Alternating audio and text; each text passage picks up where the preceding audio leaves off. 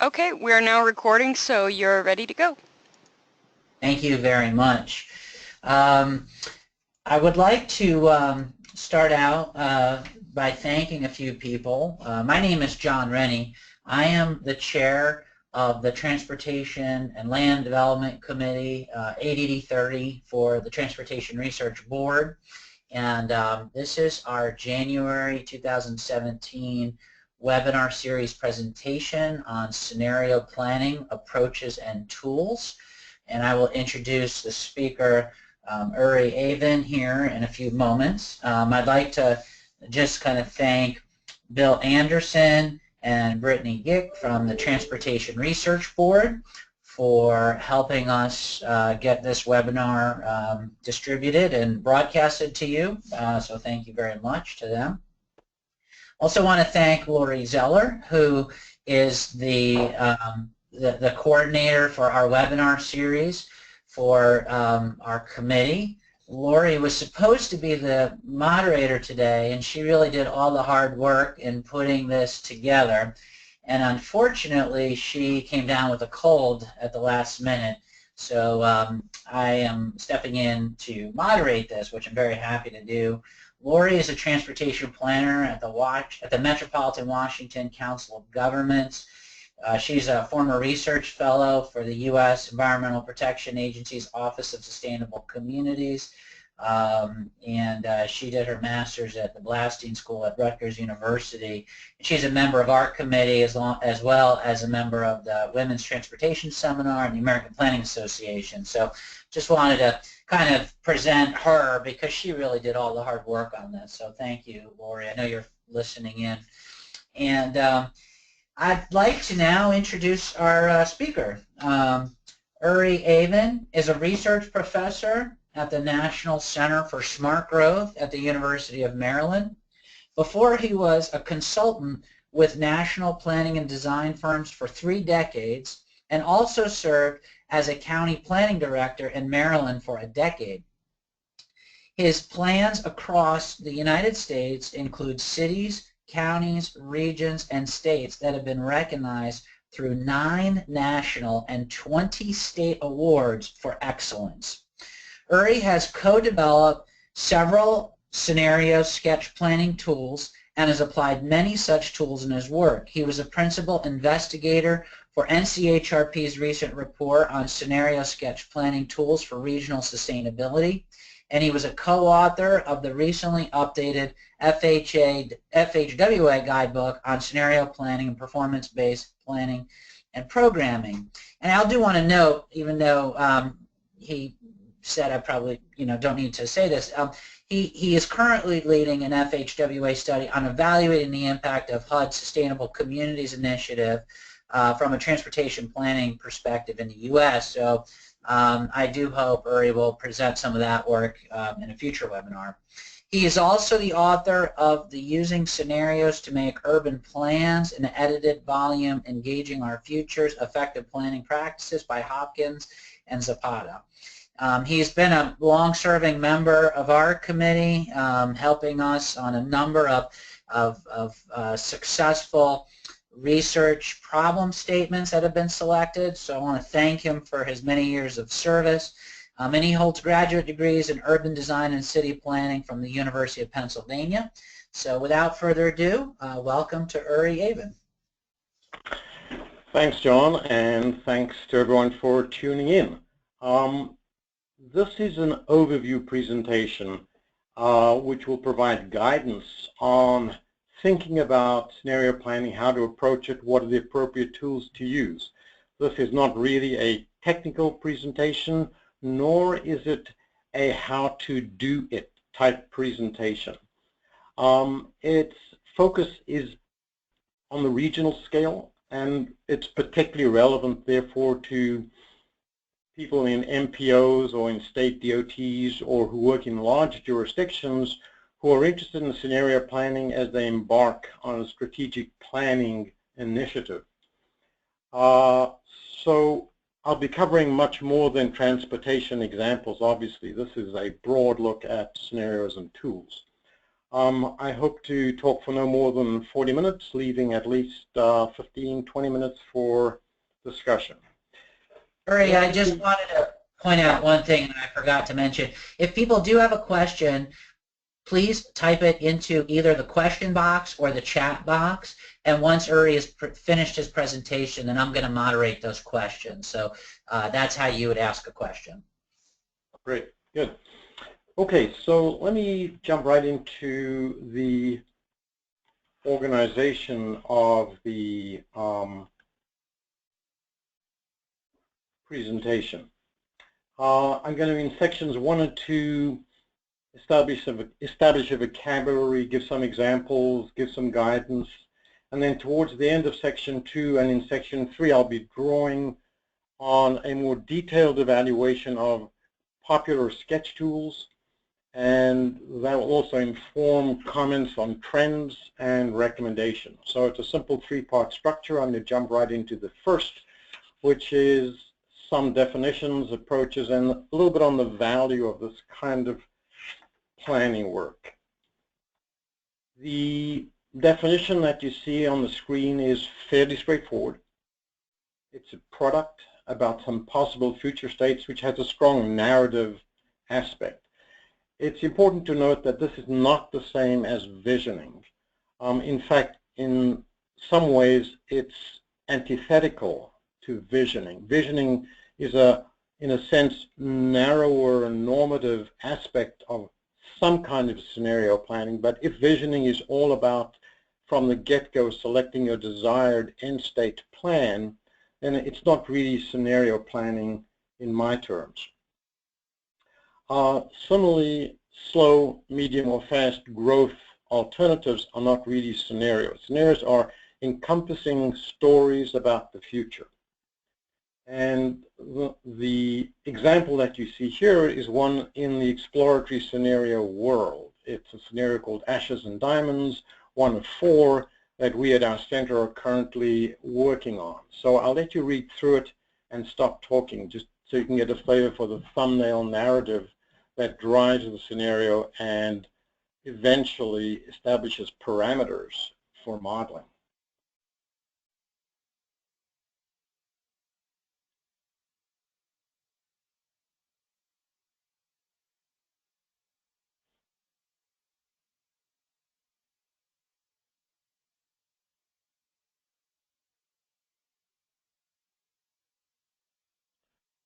Contrary to your assumptions, this was not developed in the wake of recent elections. This was developed 2 years ago, but it happens to be particularly appropriate right now. Back 2 years ago, we tried to envision very different political, regulatory, energy, technological alternatives and collapse them into a story that had some internal coherence and some internal logic. And the development of such scenarios, exploratory scenarios, is really an offline activity. It's a creative activity, and it's one that requires iterative debate and discussion till it establishes some persuasive coherence, which allows it to be rigorously detailed and then rigorously translated into metrics that may be relevant to operationalizing it in the world of tools, and we'll get to that later. But this really is work that is typically offline, but very structured. The next image gets us to a classification of approaches to scenarios, and you'll see Curious George there is looking out into the future as planners are wont to do.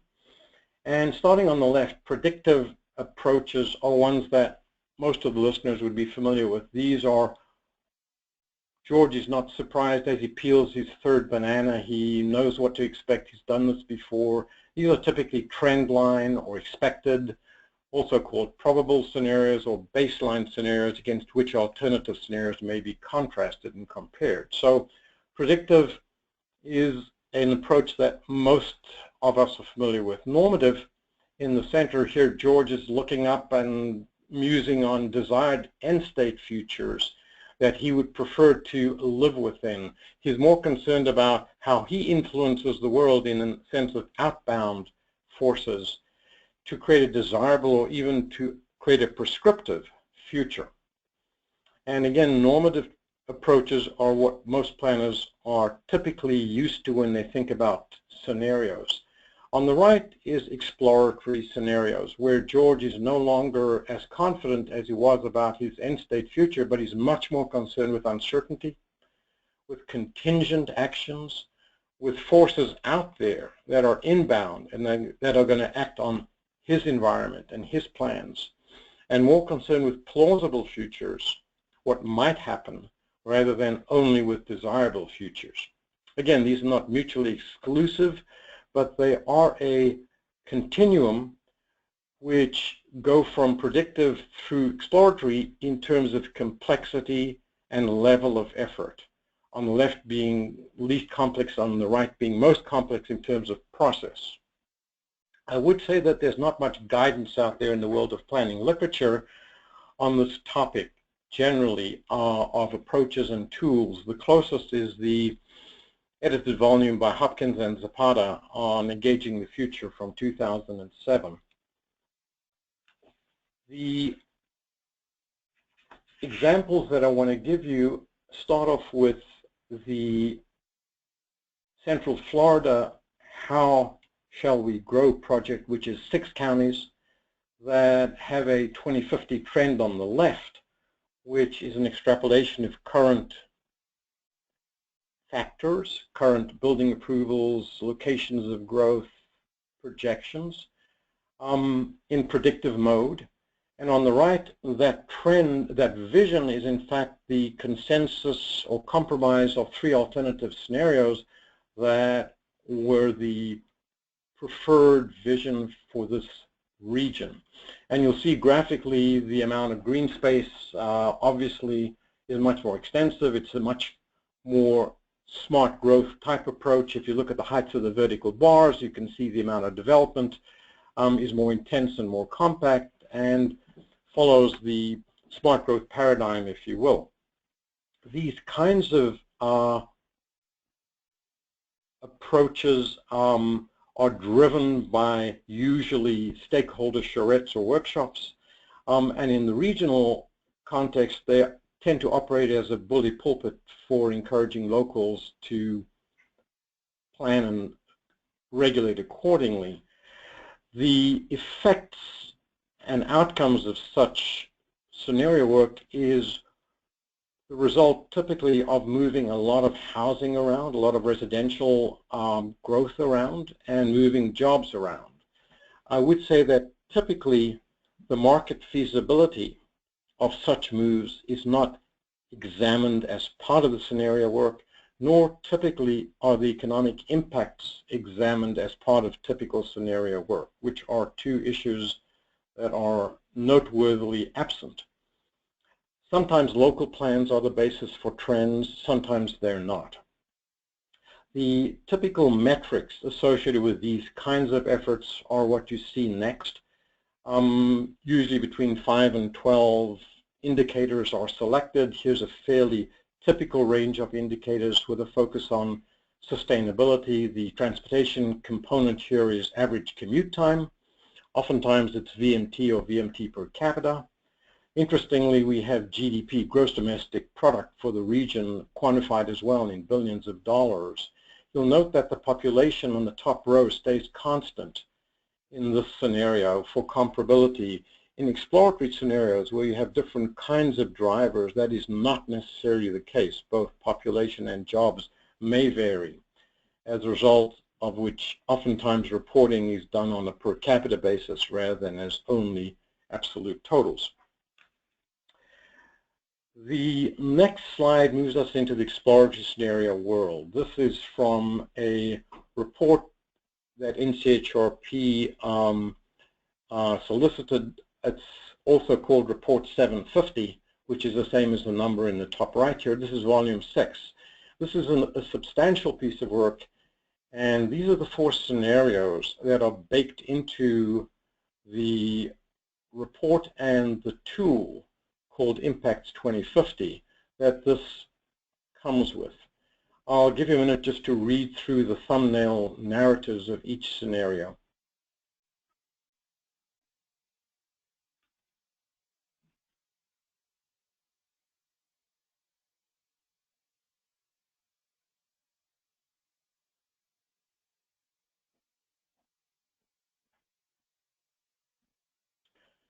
So this is a fairly typical family of future scenarios of this kind. You'll note that they're very different from each other by design. Scenarios of this kind typically push to extremes of plausibility so as to get the meaningful differentiation in the outcomes, and therefore in the strategies that might address outcomes, mitigating problems and supporting desirable targets. This particular product, as I mentioned, includes a tool which is called Impact 2050, which is a systems dynamic type model. It's been applied in various places. It was developed by a set of consultants and has been successfully applied most recently by the Philadelphia region, DVRPC. And their report called Connections 2040 for their long-range plan is an excellent example of exploratory scenario work in terms of the construction of scenarios and in terms of the application and use of a tool that supports them. Well worth looking at.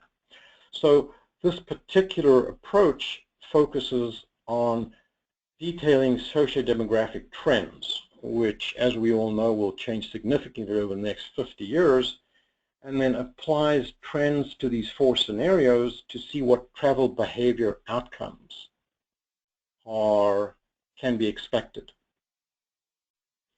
And what this generates are better insights that allow decision makers to select strategies that are more robust and resilient across a range of futures. And collecting them can become the plan, or using them to measure and evaluate existing plans is another way in which these tend to be used. These kinds of tools, unlike the sketch tools, tend to be calibrated or validated and have some theory behind them. So I said earlier that these kinds of approaches involve more effort than the conventional traditional planning approach. So the asset question is this all worth it? Several surveys recently of folks that have used scenario planning suggest, as this one does, that it is a cost-effective approach, and the great majority of people who've done it would do it again. This is from a 2014 survey by FHWA of agencies across the country, by the way. And people find it particularly effective at engaging stakeholders, which is the primary reason for doing scenarios, but also MAP 21 emphasizes and encourages the use of scenarios. So agencies expect to be doing more of it in the future. The big hurdle to greater adoption of this approach has to do with funding, staff time, and technical capacity. And I would say that these are getting lower and lower as hurdles go, and we'll deal with that a little bit later on. So I want to move on to, given this family of approaches, what does it make sense? When does it make sense to use which kind of an approach? And here we're looking at the reality that it depends on your context. And there are 7 factors that are identified in this graphic that are the key contextual factors that you need to think about when you wonder about an approach. So each of these factors has a spectrum, so that, for example, your influence over the future is either strong. If you're a single large jurisdiction, for example, with zoning and planning powers in a pro-planning state, then your influence may be strong as opposed to being weak. If you're an MPO with multiple counties without a tradition of strong implementation, you may have limited influence over the future. And so on through the spectrum. So the 3 circles are green in predictive, red in normative, and blue in exploratory, align in different locations along these factors depending on your context. So if in fact you have strong influence, you have strong consensus on problems, population's pretty homogeneous, it's an urban, stable, and slow-growing entity with a relatively short time horizon, you're perfectly fine using a predictive type of approach. If you do have strong influence over the future and you have some strong consensus on the problems, but on the other factors you are not quite as near the top of the spectrum, you may still be fine in a normative mode, because you can assume because of consensus and influence you can in fact have some impact. If on the other hand most of your contextual factors are towards the bottom of these 7 factors, you probably want to be looking at an exploratory approach to the future, because the future will almost certainly be very unlike trends and very unlike your idealized goal. So let me segue to the second section of the presentation, which deals with tools. And here I'll be giving some examples as well. The approach that we talked about relates to various tools in some important ways. So here you see the same graphic that we saw earlier, but you see that predictive tools include what I'm calling heavyweight models rather than simply tools. They're models with theory and internal working parts. UrbanSim and PICAS are econometric models with bunches of simultaneous equations. So here George is in fact trying to herd rabbits and master the variables, get the data together, tie them up, put them into what tends to be a typically fairly black box, so that these models can do their predictive work, which is mostly driven or typically driven by prior trends. Very different than the normative family in the center there, where George is able and is at liberty to look at all the goodies in the store window and imagine fairly readily what kinds of goodies he would like to put together and simulate using Envision Tomorrow Plus or Urban Footprint or Community Viz, which are 3 of the better known commercially supported tools, as well as GeoDesign Hub, which is a newer tool. And on the right hand side here, George is flying loose, buffeted by the winds, and is exploring different currents and different options, and tools associated with that, what I'm calling a middleweight set of tools in that family, are things like the Vision Eval family, which is an ODOT and FHWA set of modular tools. Impacts 2050 that I mentioned earlier, and GeoDesign Hub can also be used in that way as well. Let me give you an example of some of these. I will not be focusing on the heavyweight tools. They are well covered in the literature, and sketch planning tools are poorly covered in the literature.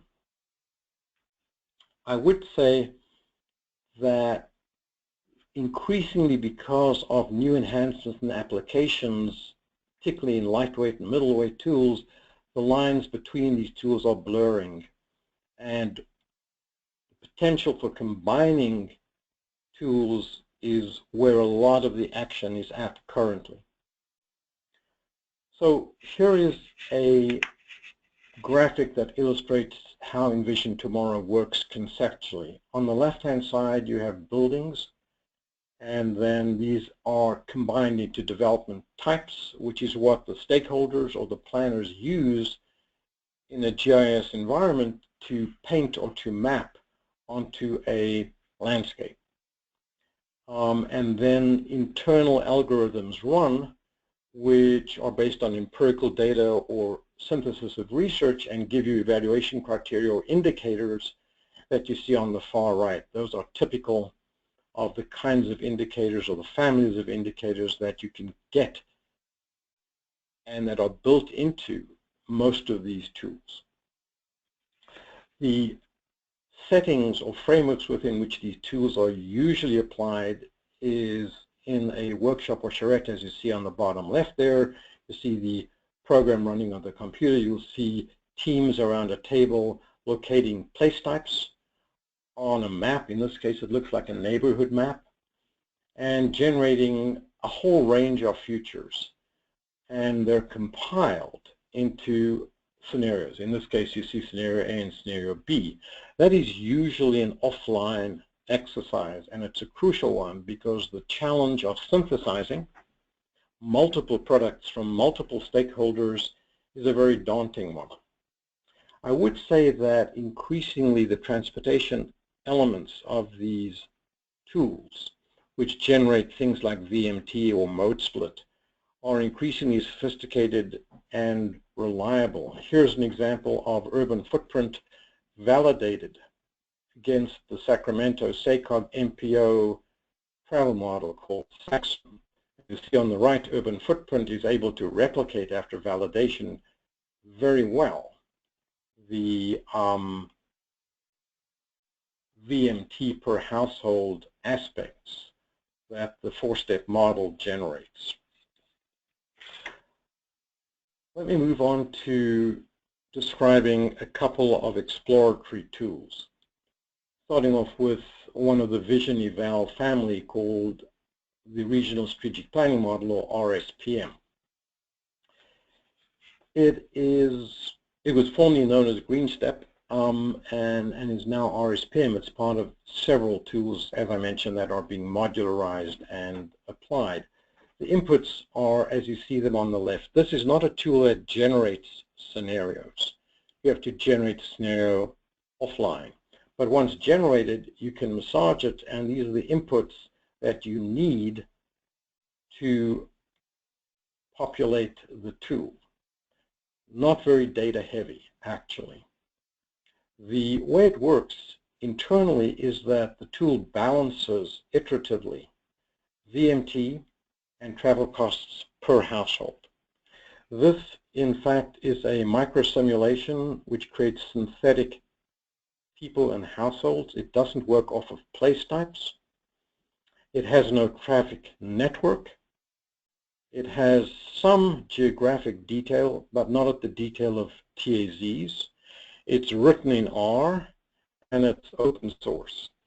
As an example, it's been used in Oregon fairly extensively, but recently the Atlanta Regional Commission has used it successfully to generate scenarios that were developed using the set of 4 that I showed you earlier in Impacts 2050. They modified those and then used RSPM to run a range of tests, sensitivity tests. It took them 4 or 5 months to set up, run, and learn this tool and populate it with data, which is relatively quick in the scheme of things. It is a tool that now includes a way of dealing with autonomous vehicles, with AVs as well.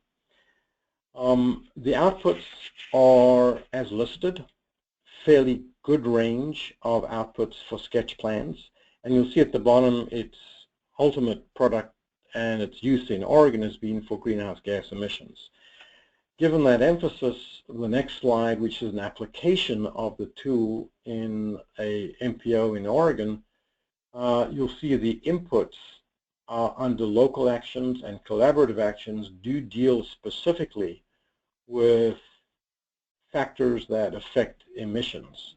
So I'll let you look at these inputs, all of which can be user massaged, and get a flavor for the range of policy options that users of RSPM can manipulate.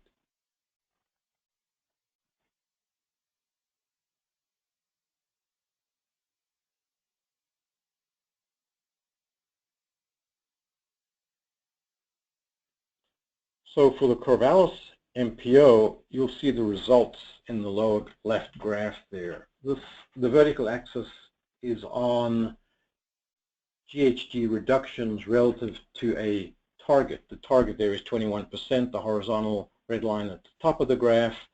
The adopted plans give us something on the order of 4% reduction, and you'll see that the color coding of the graphs relates to the local actions or collaborative actions above, and these different strategies, depending on the level of intervention, you'll see there's a level 2 and a level 3 in green, give you different % reductions in greenhouse gas. Here's another graphic that gives you a flavor for the flexibility of the tool. These sets of graphs are different pathways that jurisdictions can adopt to get different levels of reduction in GHG compared with adopted plans in the orange bar. So this tool, for example, allows the user to pre-run hundreds or even thousands of scenarios, put them out to the public, and who can then use them online or in workshops to get instant feedback from these pre-run scenarios on the effects of policy choices that they have with a very user-friendly interface. And when those scenarios are recorded, it gives you the equivalent of a very useful survey of public opinions about which policies on transportation or fuels or taxing or funding are supported. Let me jump to another middleweight tool called Geodesign Hub, which is relatively new. It's 3 years old, built on an analog system that's been tested for 4 decades by Carl Steinitz, formerly of Harvard, who has developed this tool with software designers and is now commercially available and has been used over the last 3 years in 60 different contexts worldwide. Most sketch tools within the model itself will allow the construction of scenarios, will generate impacts over several iterations, and will allow of a plan. But much of the tweaking and the construction and the debate and the staff interventions tend to occur offline and unstructured by the tool itself. That's the typical mode of operation.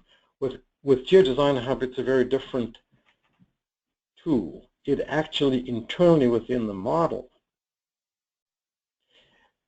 shapes and facilitates a convergence of negotiations and products and interim outputs to allow the model itself and the tool itself to converge towards a decision or a plan or a set of solutions.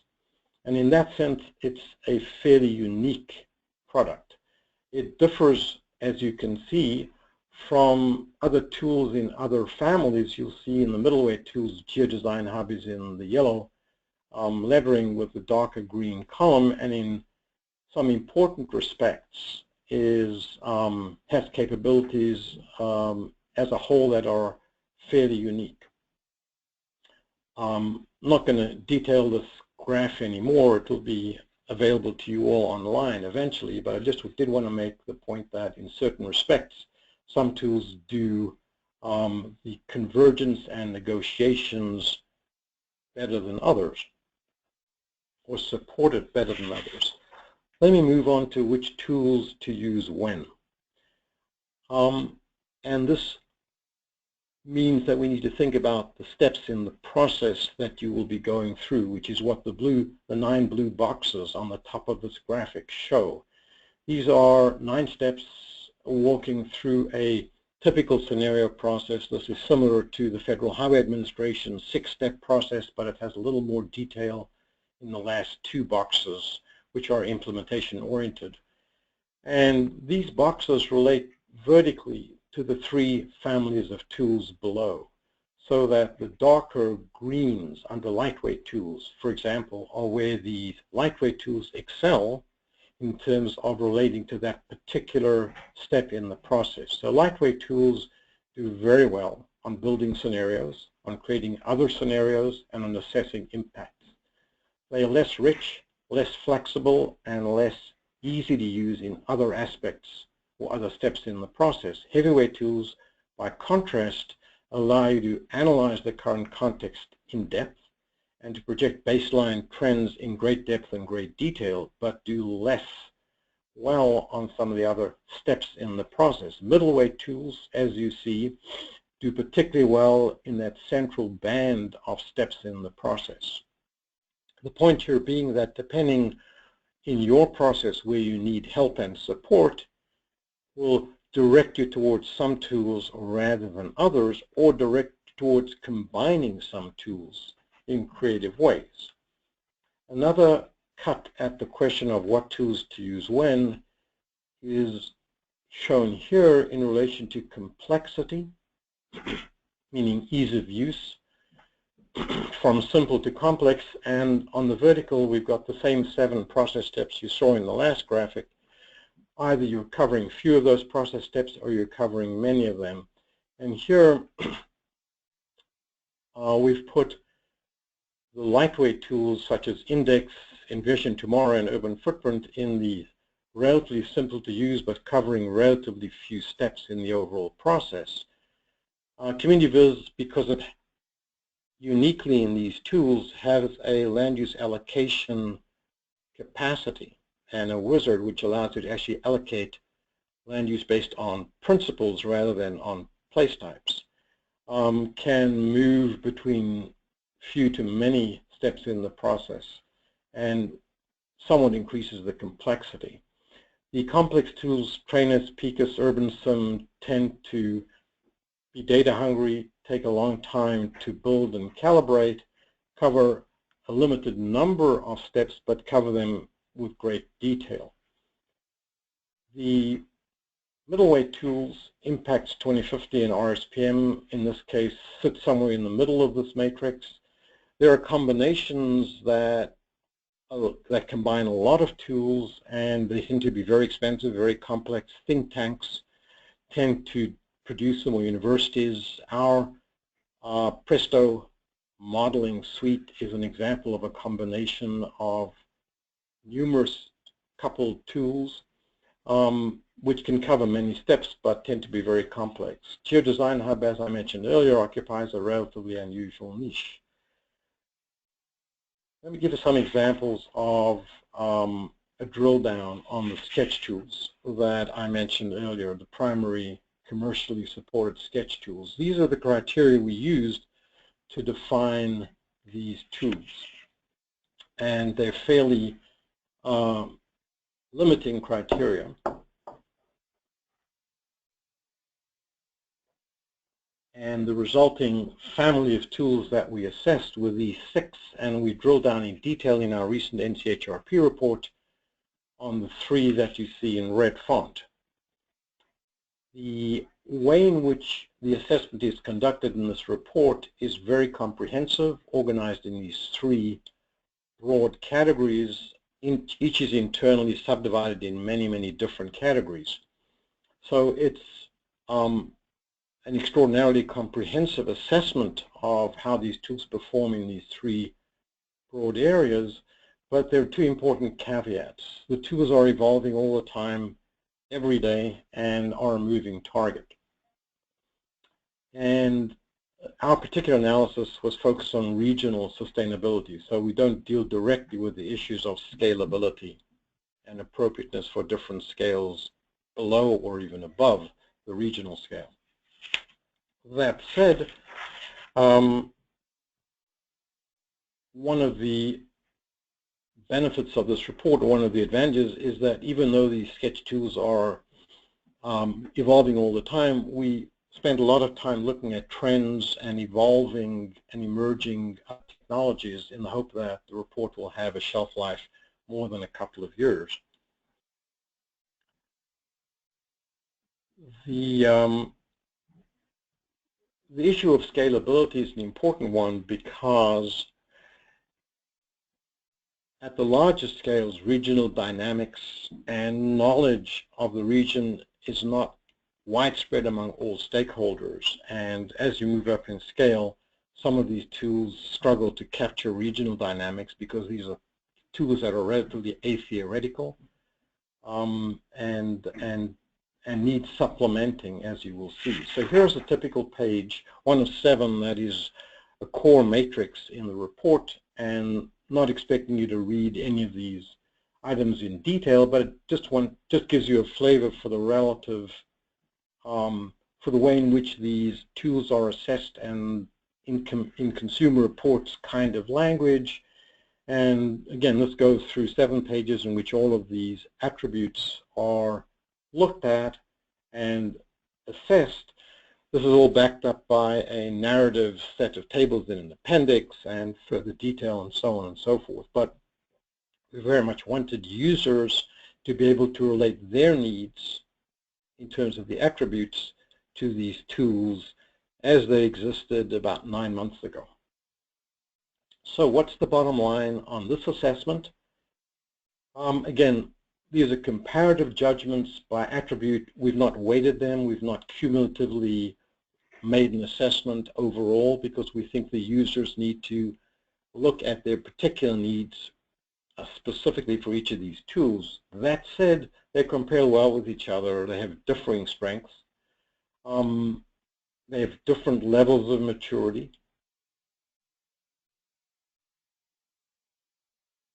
They all produce population and employment inputs for travel demand models, and they also have default algorithms that, if you're not going to run a travel model, will give you some basic transportation-related outcomes. None of these tools yet connect very well or in a seamless way to other in-depth models.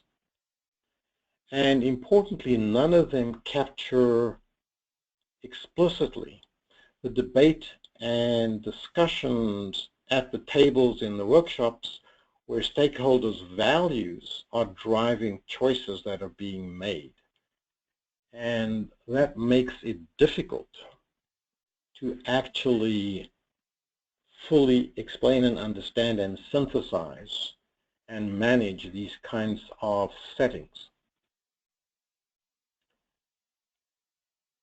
As I mentioned, these are all evolving quickly. Urban Footprint is doing a number of interesting things with several partners, universities, private firms. Same with Envision Tomorrow Plus, doing some interesting modules on different topics, some of which are already operational. And the same too with Community Viz. So it's important to find out exactly where they are in time before you make commitments.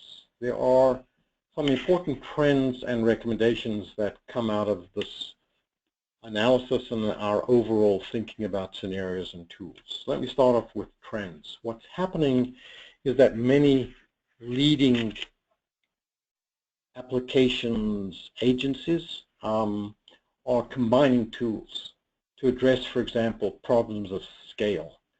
So you see in the Sacramento region, they use Urban Footprint at all scales, but the regional predictions are done with heavyweight PICUS model, which Urban Footprint modifies. Madison used consultants to build an intermediate tool called HelpViz to allocate land uses from Community Viz into a travel model and its TAZ and setup. And there are numerous homegrown applications like this that are not broadly known or even available, but they're out there. With Envision Tomorrow Plus, developers are actually submitting their projects for the tool to evaluate and establish return on investment and buildability and feasibility, rather than the applicant submitting that, so that the agency has a consistent platform to evaluate feasibility from. So these are all noteworthy tools and primarily driven by different regional agencies. There are also some promising collaborations and some important funding initiatives that will make tools more affordable and services from these tools and models more accessible. Take the last three and give you a flavor for some agencies' innovative services to ensure that they can keep on developing and refining and providing services with such tools. So, to wrap here, our key recommendations, no surprise, it's important to focus more on exploratory scenarios because they allow a different way of thinking about the future, particularly uncertainty. And that relates to additional work on middleweight models and tools that is needed. It's important for tool developers and people using them to think about capturing stakeholder values more explicitly in the act of creating scenarios. Increasingly, combinations of sketch tools with other models is the way people are going, but these don't always talk well to each other, and the notion of interoperability is a crucial one to make these approaches more viable. This is a different and in a way is a subtle point. The fact that all these tools are geographically place-based means that the strategies we tend to think of are not people-based. So that, for example, a housing voucher policy or program, most of these tools have no way of accommodating or simulating. And other people-based strategies or policies are not readily accommodated in the tools as they're currently framed. School quality, crime are examples of issues that affect people and eventually people's mobility that are not well captured theoretically or in the tools themselves. And part of that is an appeal to our academics to focus more on sketch tools and the research that's needed to support them better. Most of the tools are moving towards open source and open access, but not all are yet in that environment.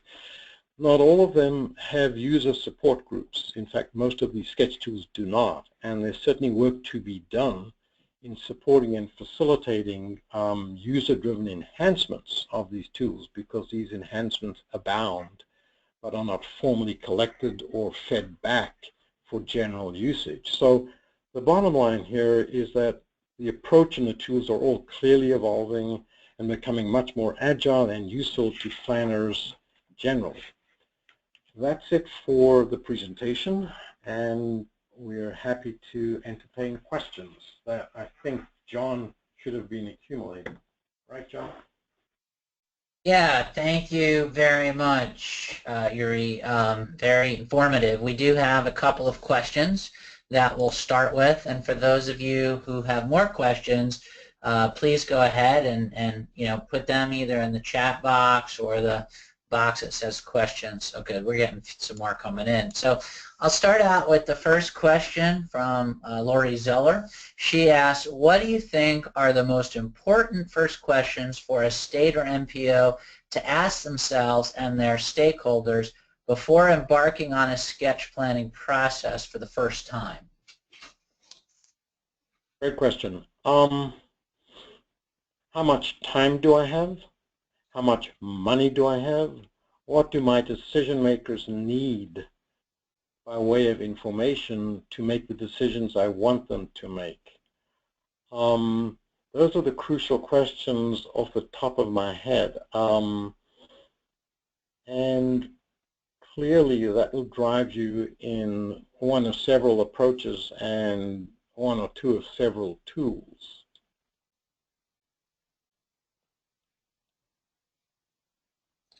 Okay. I didn't want to go on and on, John. Yeah, no. I thought you were going to say more. So no problem. No. We have more questions. So did you want to say anything finalizing from that, though? No, I can come back to it if Lori gets agitated with an inadequate response. Okay, perfect. And I suspect that probably some of the key ways is also to having been involved in just a little bit of this, in New Orleans, is done. They kind of dabbled in this a little bit. Most of our MPOs in the United States don't have the capacity that the larger ones do, and actually the New Orleans MPO has quite good capacity, but even they had somewhat limited capacity than some of the larger. Some larger MPOs. So I think that's from my perspective kind of a key question. Joshua Clements asked, sorry, let me just jump right in and reflect on that for a moment. I think that a key stakeholder here are your elected officials or your decision makers on your board or commission, because particularly with exploratory scenario work where you're not producing an idealized plan, which is how most elected officials think of the plan, it's where we want to go. Getting them to understand and embrace the notion of uncertainty and that the future may not always be as rosy as you'd like it to be, is a very key hurdle that you have to cross with your decision makers if you're going to get them to understand and buy into a set of scenarios that are not all rosy. And several plans that I have done over the past years, elected officials didn't want negative scenarios assessed, and unfortunately those were precisely what tended to happen. And so I would say, in response to Laurie's question, the other key litmus test is whether you can persuade your decision makers to buy into a different way of thinking about the future given the uncertainties that the jurisdiction may be facing, and that will also direct you one way or another. Great. Okay, next question. Yeah. Joshua Clements asks, is there any discourse regarding federal support to advance scenario planning tools for use beyond transportation, perhaps with the goal of seeking greater complexity and rigor while also seeking relative simplicity? So I'm not exactly sure what he was getting at in terms of specific topics beyond transportation, but any thoughts on that? So I think, interestingly enough, the Sustainable Communities Initiative, the combination of HUD, EPA, and FHWA efforts here, forced MPOs around the country and others to, in fact, go well beyond transportation thinking. And that injection of $45 million in 2010, and I think a lesser amount in 2011, has in fact expanded the family and experience of agencies across the country into scenario work using tools and models well beyond those of the transportation world alone. So that is, I guess, the most recent federally supported initiative that has generated somewhat new approaches and somewhat novel approaches, particularly with the emphasis on equity. And it stretched a lot of agencies to be creative. Beyond that, I think it's the expanding nature of sustainability as applied to transportation that's forcing transportation modelers into other metrics rather than federal programs as such. Certainly through pooled funds and other ways of supporting tool development, FHWA and others are increasingly stepping into and supporting scenario tools. There's a long-standing program and website on the FHWA website, as I'm sure aware of, showing their interest in and support for workshops and other ways of communicating and enriching agencies across the country with scenario approaches. So it's very much a key aspect of FHWA's agenda going forward. Josh also talked about rigor and simplicity, and those, on the face of it, are contradictory elements, but I think we're seeing sketch tools getting more rigorous and heavyweight tools getting more agile. I don't think there's a magic bullet yet, and I don't know there ever will be a magic bullet. You may still always be working between several kinds of tools or several kinds of approaches, but I think the boundaries moving forward in terms of relative ease, relative affordability, relative transparency. All right. We also have a question from Lewis Merlin. Says, it seems that most of these models are not tied to economic feasibility. Do any of the middleweight tools take this into account? Also a key question. So some of the sketch tools do have a fiscal component, and some of them have been tied to economic impact component. These tend to be fairly simple in structure and may not pass the rigorous test in terms of fiscal impact, which is a key test, but still there's much more out there than there was 5 years ago, Lewis. The middleweight models that I'm aware of don't yet automatically integrate economic impacts, so that they would need to be linked or tied to other tools like RAMI or Credis. And depending on the tool, that interface is manageable. And I think you hit on the soft underbelly of this practice, and that is that unless elected officials have a decent understanding of winners and losers and fiscal impacts, they'll be reluctant to embrace the strategies and plans that are associated with them. So I think the leading edge of research is in fact in the economic impacts and fiscal impact aspects of these tools and enhancing them. Right now, I'm not aware of any that do it seamlessly and at this point in a mature way.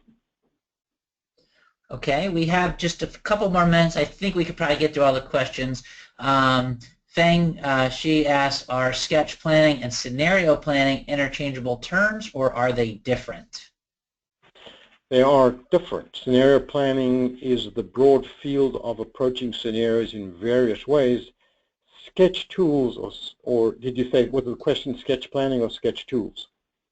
Sketch planning and scenario planning. Okay, yeah, okay. Sketch planning, no. So I think sketch planning is a less specific term. I think it implies quick, rough,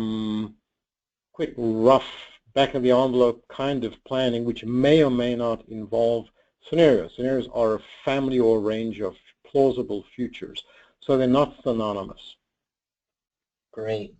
And then the last question that we have, which I think will probably take us right up to the end of the hour, is asked by Amy Ford Wagner. How do the various tools support pricing approaches such as tolling or congestion pricing on roadways or downtown parking pricing scenarios?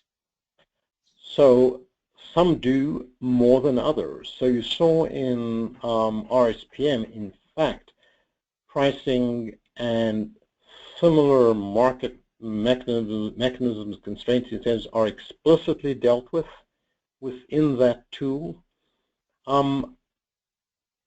Other tools have modules that get to aspects of pricing, but I think by and large the middleweight tools and or coupling other models like Credis to the tool is the surer way to get at prioritizing and more specific impacts in terms of cost effectiveness and cost benefit. Most of these tools don't go far enough to satisfy decision makers about to decide on specific facilities. These tools do best in a broad comparative strategic analysis. When you're getting down to making specific choices about specific facilities at the regional scale, most of them don't have the horsepower to support you all the way. Well, Uri, thank you so much. That is the last question, and that actually brings us up to 1:59 p.m. Eastern Standard Time. So again, I want to thank you, and I want to thank all of the folks. We have 37 people that have stuck to the very end with us, so thank all of you. And stay tuned, for future upcoming webinars. This webinar will also be posted on our website, so once that recording is posted, I'll email everybody, and feel free to share this with any of your colleagues that might be interested. So Uri, thanks again. Sure, thank you. All right, have a good day, everybody. Bye-bye.